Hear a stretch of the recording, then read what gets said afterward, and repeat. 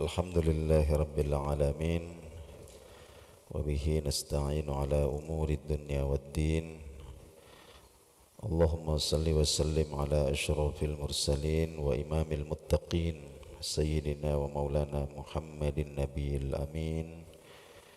Salli wa sallim wa barik alaihi wa alihi wa sahbihi ajma'in. Amma ba'du.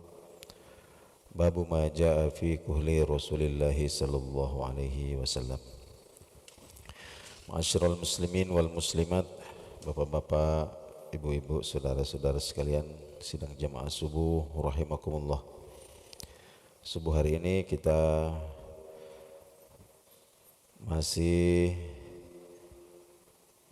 tentang ma ja'a fi kuhli Rasulillah sallallahu alaihi wasallam. Ini salah satu sunnah, salah satu amalan daripada Rasulullah sallallahu alaihi wasallam, yaitu celak mata. Bagaimana cara beliau bercelak,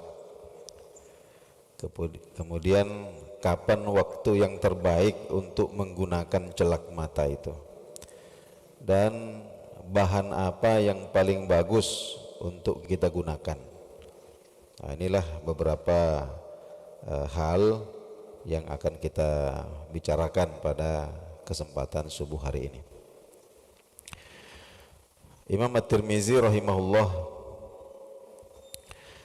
dalam bab ini beliau mengumpulkan beberapa hadis-hadis yang terkait dengan kuhli Rasulullah, celak yang digunakan oleh Rasulullah sallallahu alaihi wasallam, sekaligus menegaskan bahwa wa annahu kana min hadihi sallallahu alaihi wasallam, bahwa bercelak itu adalah amalan Rasulullah sallallahu alaihi wasallam. Wa min sunanihil qauliyati wal fi'liyah, dan termasuk sunnah beliau. Ya, sunnah beliau artinya sesuatu yang seyogyanya kita ikuti. Ya, al-qauliyah, jadi beliau sunnahkan itu baik melalui ucapan beliau, anjuran-anjuran beliau, wal fi'liyah, maupun dalam bentuk praktis, artinya beliau sendiri melakukannya. Kama ya'ti fi ahaditsil bab, sebagaimana nanti akan diterangkan di dalam hadis-hadis yang dicantumkan di dalam bab ini.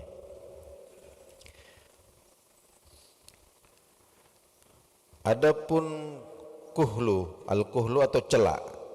Celak itu nau'um minal hajar, itu bahannya dari sejenis batu. Jadi ada batu tertentu, batu yang rapuh, ya, batu yang rapuh. Minhuma huwa aswadul laun, kadang-kadang batu itu berwarna hitam. Jadi ada celak itu yang berwarna hitam. Wa minhuma huwa ma'il ilal humrah, tapi ada juga yang agak kemerah-merahan. Tergantung nanti batunya itu. Nah, wa kullum minhuma yuqalu lahu al-ithmit. Nah, baik yang berwarna hitam atau yang agak kemerahan itu disebut ismit. Nah, kalau kita orang Bugis ini mengatakan cilak Mekah, nah itu namanya ismit. Ada yang berwarna hitam, ada juga yang agak kemerah-merahan. Jadi wahuwa sari'ut tafattut, ya, jadi ini batu ini mudah sekali hancur, ya, cepat hancur. Wa yustahaqqu tamaman bihaitsu yakunu naiman. Jadi biasanya pemakainya itu biasa menghaluskan, jadi sampai dihaluskan sampai betul-betul menjadi bubuk. Kemudian diusapkan ke pinggiran-pinggiran mata dengan menggunakan alat tertentu. Itu namanya al-kuhl. Nah, baginda Nabi Shallallahu Alaihi Wasallam ini menganjurkan kita, baik dari ucapan-ucapan beliau ataupun praktek yang beliau lakukan, untuk bercela, wabil khusus dengan menggunakan ismit ini, bahan yang dari ismit. Imam Az-Zahabi rahimahullahu taala kan beliau memasukkan bercelak itu termasuk bahagian dari tibbun nabawiyah. Tibbun nabawiyah itu maknanya adalah metode pengobatan ala Nabi Sallallahu Alaihi Wasallam. Kita sudah sering kali mendengarkan tentang metode-metode pengobatan Nabi Sallallahu Alaihi Wasallam. Di antaranya adalah ruqyah, dengan menggunakan ruqyah. Apakah bahagian anggota tubuh yang sakit ini dibacakan doa-doa tertentu atau ayat-ayat tertentu. Yang paling masyhur dan paling banyak berkahnya itu tentu saja adalah suratul Fatihah, atau dibacakan ke air lalu ditiupkan, boleh diteteskan di mata atau dikompreskan di daerah yang sakit atau dicampurkan dengan air mandi. Termasuk juga tibbun nabawiyah itu adalah dengan berbekam, jadi mengeluarkan darah di titik-titik yang telah ditentukan. Kemudian bersiwak, kemudian mengkonsumsi macam-macam atau beberapa herbal, ya, diantaranya yang tegas-tegas disebutkan di dalam hadis itu adalah madu. Kemudian ada juga habbah as-sauda atau jintan hitam, minyak zaitun dan lain-lain sebagainya. Salah satu di antara metode tibbun nabawiyah itu adalah bercelak. Kenapa demikian? Karena banyak sekali manfaatnya. Ini para alim, para ulama ini menghimpun banyak sekali manfaat-manfaat daripada bercelak itu, terutama jika menggunakan bahan yang tepat dan digunakan pada waktu yang tepat. Ya, di antaranya disebutkan dalam kitab Zadul Ma'ad oleh Al-Allamah Imam Ibnul Qayyim Al-Jauzi. Beliau mengatakan wa fil kuhli, manfaat bercelak itu hifzun li sihhatil aini. Ini menjaga, memelihara kesehatan mata. Dan itu betul. Penelitian-penelitian kedokteran modern ini menunjukkan bahwa banyak sekali penyakit-penyakit yang terkait dengan penglihatan atau gangguan-gangguan yang bisa terjadi pada mata itu bisa dicegah. Bisa dicegah dengan rutin menggunakan celak. Jadi menjaga kesehatan mata itu yang pertama. Kemudian wa taqwiyatun linnuril basar, juga menajamkan pandangan mata. Wa taltifun lil maddatir radiah, dan memudahkan keluarnya kotoran mata. Sehingga itu biasa kita praktekkan kalau sebelum tidur kita menggunakan celak. Bangun-bangun ini biasa kotoran mata ini banyak sekali yang keluar. Seperti itu. Itu diantara faidah-faidah daripada menggunakan celak ini. Kita masuk pada hadis yang pertama. Hadis ini dari sahabat sekaligus sepupu Rasulullah sallallahu alaihi wasallam, yaitu Abdullah ibnu Abbas radhiyallahu taala anhuma. Baginda Nabi sallallahu alaihi wasallam bersabda, iktahilu bil ismid, bercelaklah kalian bil ismid, dengan menggunakan ismid. Fa innahu, karena celak itu, bercelak dengan ismid itu yajlul basar, menajamkan pandangan mata, wa yumbitus sya'rah, dan bisa menumbuhkan bulu mata.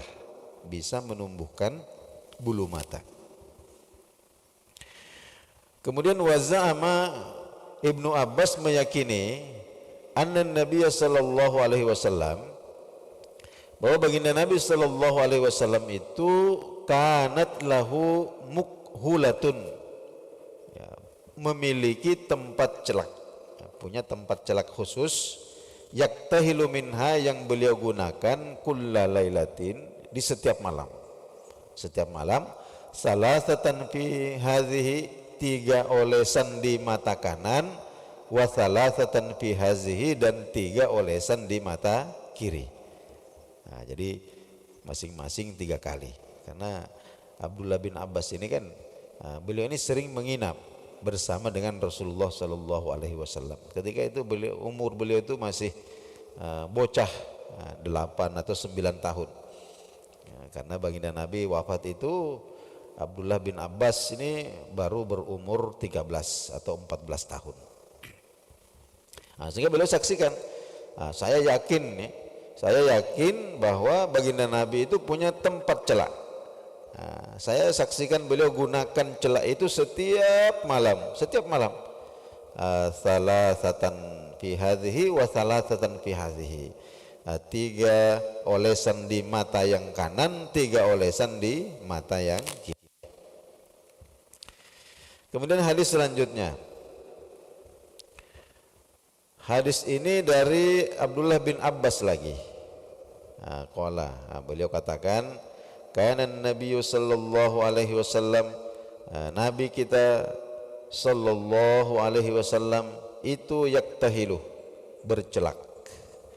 Kapan bercelaknya beliau? Qabla ayyanamah, sebelum tidur. Pakai apa beliau bercelak? Bil ismit, dengan menggunakan ismit. Berapa kali beliau bercelak? Salasan, 3 olesan, fi kulli ainin, pada masing-masing mata. Kanan 3 kali, kiri 3 kali. Jadi intinya semakna dengan hadis yang pertama. Hanya saja di sini kita menjadi tahu tentang waktu baginda Nabi sallallahu alaihi wasallam bercelak itu adalah sebelum beliau tidur.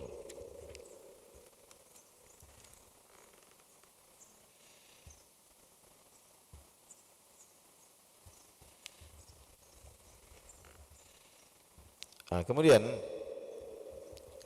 disebutkan juga di dalam hadis yang lain. Ini diriwayatkan dalam dicantumkan oleh Imam Muslim dari Abi Hurairah radhiyallahu taala anhu. Secara khusus dalam iktihal, dalam bercelak ini, bahwa baginda Nabi bersabda, "Idzaktahala ahadukum", jika kalian bercelak, falyaktahil witron, maka bercelaklah dengan jumlah yang ganjil. Dengan jumlah yang ganjil. Jadi tentang tata cara menggunakan celak sesuai dengan sunnah Nabi Sallallahu Alaihi Wasallam ini, ya, ada 2 cara. Ada 2 cara.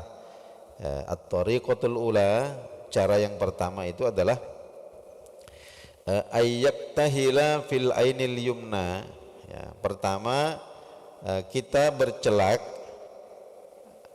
pada mata kanan, ya, jadi mata kanan dicelaki salasa marwatin, 3 olesan. Jadi 3 olesan, 1, 2, 3. Tsumma yaktahilu fil ainil yusra, kemudian kita pindah ke mata yang kiri, salasa marwatin, dengan praktek yang sama, yaitu sebanyak 3 kali. Jadi fayakunul witru fi kulli ainin. Jadi hitungan ganjil itu untuk setiap mata.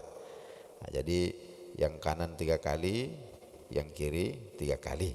Itu artinya ganjil di setiap mata. Wa tariqatus tsaniyatu, adapun cara yang kedua, ayyabda'a bil yumna, kita mulai dari mata kanan. Payak huluha marrotan, ya, diolesi dulu 1 kali. Jadi yang pertama kanan kita olesi 1 kali, tsummal yusra marrotan saniyatan, setelah itu kita langsung pindah ke kiri 1 kali. Ya, 1 kali, thummal yumna, kemudian kanan lagi, marratan salisatan, pada kali yang ketiga. Pada kali yang ketiga kanan lagi, jadi kanan dulu satu kali, kiri satu kali, kemudian kanan lagi satu kali, thummal yusra marratan rabi'ah, kemudian yang keempat kalinya mata kiri. Kemudian thumma yuntaha bil yumna, kemudian diakhiri dengan olesan yang kelima itu di mata kanan. Jadi fayakunu majmu'u ma fil ainaini witron. Jadi jumlah keseluruhan olesan celak di mata kanan dan mata kiri itu sebanyak 5 kali. Sebanyak 5 kali. Wa takunul yumna huddilat bihadhihi tariqah. Dengan demikian maka bahagian yang kanan ini mendapatkan nilai lebih. Kenapa? Bisalasati asya'ah. Sebab 3 sebab. Jadi kita itu mendapatkan pahala pertama karena kita bercelak 1. Itu dapat pahala mengikuti sunnah Nabi Sallallahu Alaihi Wasallam. Kemudian pahala yang kedua kita dapatkan adalah memulai yang baik dengan yang kanan-kanan. Jadi mengawali yang baik dengan yang kanan-kanan.